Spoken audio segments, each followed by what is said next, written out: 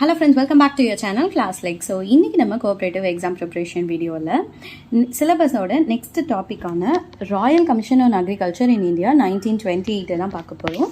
So வீடியோக்குள்ளே போகிறதுக்கு முன்னாடி நம்ம சேனலை ஃபர்ஸ்ட் டைம் பார்க்குறீங்க அப்படின்னா மறக்காமல் சப்ஸ்கிரைப் பண்ணிக்கோங்க. ஸோ நம்ம போடுற கோஆப்ரேட்டிவ் சிலபஸில் இருக்கிற டாபிக்ஸ் எல்லாமே வந்து உங்களோட எக்ஸாம் ப்ரிப்பரேஷனுக்கு யூஸ்ஃபுல்லாக இருக்கும்.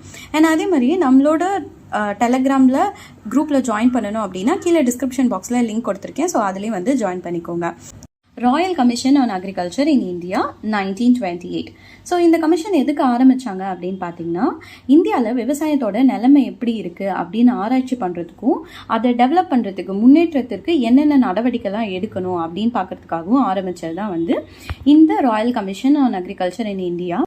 இவங்களோட ஃபைண்டிங்ஸ் வந்து, அதாவது இவங்களோட கண்டுபிடிப்பு வந்து அக்ரிகல்ச்சரல் பாலிசிஸ்க்கும் விவசாய கொள்கைகளுக்கும் கோஆப்ரேட்டிவ் டெவலப்மெண்ட்டுக்கும் கூட்டுறவு மேம்பாட்டிற்கும் ரொம்ப தாக்கத்தை வந்து கொடுத்துச்சு, ரொம்ப சிக்னிஃபிகண்ட்டாக இருந்துச்சு.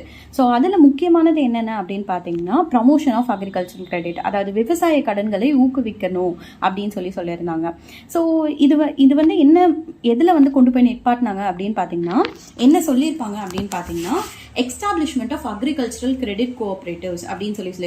அதாவது விவசாய கடன் கூட்டுறவுகளை வந்து நிறுவனப்படுத்தணும், அதுக்கான முக்கியத்துவம் வந்து கொடுக்கணும் அப்படின்னு சொல்லி வலியுறுத்தியிருப்பாங்க இந்த கமிஷன்ல.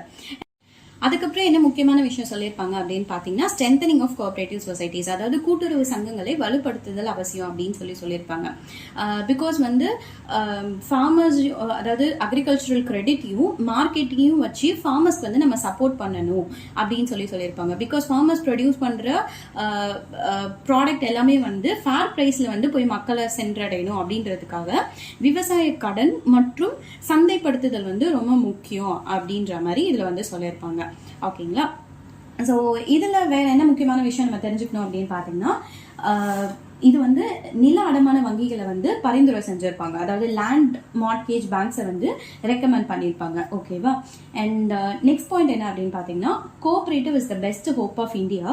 If cooperative fails there will be fail the hopes of rural India அப்படின்னு சொல்லி இந்த கமிட்டி சொல்லியிருப்பாங்க. அதாவது கோஆப்ரேட்டிவ் தான் வந்து இந்தியாவோட ரொம்ப பெஸ்ட் ஹோப்பு, அது ஃபெயில் ஆயிடுச்சு அப்படின்னா ரூரல் இந்தியாவும் ஃபெயில் ஆயிடும் அப்படின்ற மாதிரி ஒரு சென்டென்ஸ் வந்து சொல்லியிருப்பாங்க. இந்த அறிக்கையில் வந்து இந்த சென்டென்ஸை வந்து மென்ஷன் பண்ணியிருப்பாங்க. ஓகேங்களா?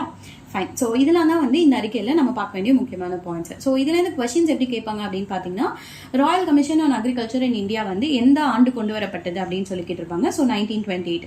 அதுக்கப்புறம் இப்போ நான் சொன்னேன்ல ஒரு வேர்டிங்ஸ், அதாவது cooperative is the best hope of India, if cooperative fails there will be fail the hopes of rural India அப்படின்னு சொல்லி ஒரு கொட்டேஷன் மார்க்ஸ்ல கொடுத்து இது வந்து எந்த அறிக்கையில் கூறப்பட்டது அப்படின்னு சொல்லி கேட்பாங்க. ஸோ இது வந்து royal commission on agriculture in இந்தியான்ற இதுல வந்து சொன்னாங்க அப்படின்னு சொல்லி இருக்கும். அண்ட் அதே மாதிரியே லேண்ட் மார்ட்கேஜ் பேங்க் வந்து ரெக்கமெண்ட் பண்ணது எந்த கமிட்டி அப்படின்னு கேட்பாங்க. அதுவும் வந்து royal commission on India 1928.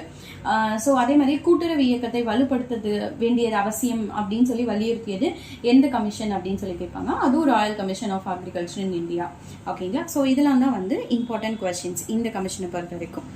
Okay friends, hope இந்த டாபிக் வந்து கோஆப்ரேட்டிவ்ல இப்போ நம்ம சொன்ன இந்த டாபிக் வந்து உங்களுக்கு புரிஞ்சிருக்குன்னு நினைக்கிறேன். இதில் உங்களுக்கு ஏதாவது டவுட்ஸ் இருந்துச்சு, இல்லை வேற ஏதாவது உங்களுக்கு சஜஷன்ஸ் இருந்துச்சு அப்படின்னா கீழே கமெண்ட் செக்ஷனில் சொல்லுங்க. அண்ட் நிறைய பேர் என்கிட்ட சொன்ன சஜஷன்ஸ்க்கு ஏற்ற மாதிரி நான் இப்போ வீடியோஸ் வந்து உங்களுக்கு இங்கிலீஷ் அண்ட் தமிழ் ரெண்டுத்துலேயும் வந்து ப்ரொவைட் பண்ணியிருக்கேன். ஹோப் இதுவும் உங்களுக்கு யூஸ்ஃபுல்லாக இருக்கும்னு நினைக்கிறேன்.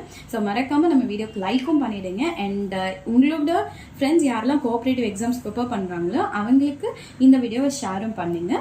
And that's it. Next topic la na next video la solren. So thank you for watching my channel. Bye bye.